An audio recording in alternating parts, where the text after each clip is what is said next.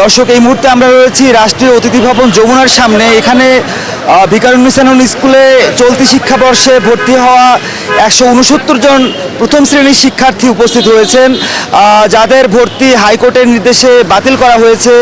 আমরা অভিভাবকদের সাথে কথা বলেছিলাম, তারা বলছেন যে চলতি বছরই তাদের ভর্তি বাতিল করা হয়। সেখানে যে ভিকারুন্নিসা নূন স্কুল অ্যান্ড কলেজের স্বাক্ষরিত যে স্মারক, সেটিতে বলা হয়েছে যে প্রথম শ্রেণীতে অধ্যয়নরত 169 জন শিক্ষার্থী যাদের জন্ম 2015 এবং 2016 সালে, তাদের ভর্তি বাতিল করা হয়েছে। এই রিট পিটিশনটি এর আগে যখন ভর্তি করা হয়, শিক্ষার্থীদের যখন ভর্তি করা হয়, তখন কিন্তু এই ধরনের কোনো বিধিনিষেধ ছিল না, যে কারণে কিন্তু অভিভাবকরা তাদেরকে সন্তানদেরকে এই শিক্ষা প্রতিষ্ঠানে ভর্তি করান।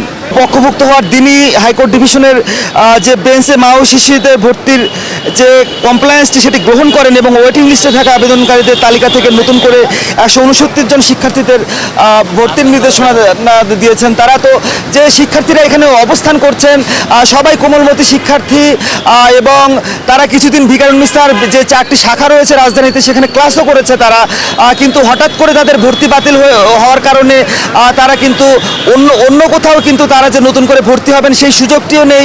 6+ মানে হচ্ছে গিয়ে 6 বছর 1 দিন থেকে 6 বছর 364 দিন। এটা একটা বেসিক একটা ম্যাথ। এই ম্যাথের থেকে আপনি যদি বাইরে যান যে না 6+ মানে 7 হইতে পারবে না, এটার থেকে দুঃখজনক আর কোনো মানে ব্যাপার নাই। বসুন্ধরা টিস্যুতে ছাড়ের ছড়াছড়ি। বসুন্ধরা টিস্যু নিয়ে এলো নিশ্চিত ছাড়। ভর্তি বাতিল করা হয়েছে, ভর্তি বহাল রাখতে হবে, অন্যায়ভাবে ভর্তি বাতিল করা হয়েছে। শুধু 169 বাচ্চাদের জন্য অবিচার কেন ভাই?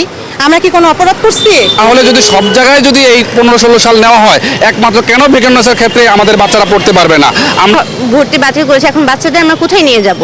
তারা তো স্কুলে যাওয়ার জন্য পাগল হয়ে যাচ্ছে। আমরা তো বাচ্চাদের নিয়ে এখন মাঝপথে দাঁড়িয়ে আছি। অভিভাবক এবং শিক্ষার্থীরা তাদের একটাই দাবি, প্রধান উপদেষ্টা তিনি এই বিষয়টি মানবিক দৃষ্টিতে দেখবেন। যদিও এই বিষয়টি আদালতে এখন রয়েছে। আমরা এই স্কুলে পড়তে চাই, কেন আমরা রাস্তায় আসি, কেন আমাদের এখন স্কুলে থাকবো?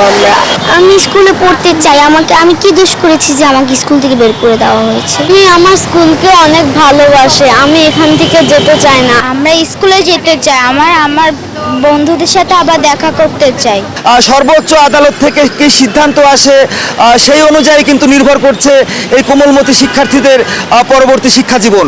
মাহমুদুল হাসান, নিউজ 24, ঢাকা।